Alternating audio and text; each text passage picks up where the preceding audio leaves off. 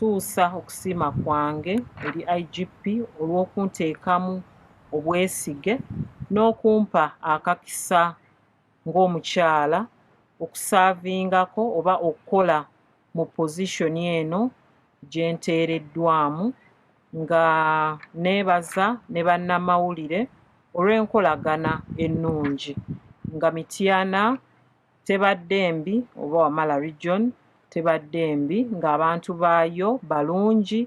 bakolaganika nabo, ng'era mbakubira omulanga okusigala nga bakolagana bulungi ne poliisi kuba era omulamwa gwe gumu ogw'okulaba nti obumenyi bw'amateeka tubukendeeza mu ggwanga lyattu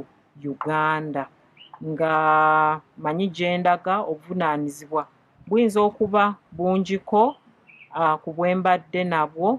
nga naye Katonda ye mubeezi wange nja kusobola. Nga ebimu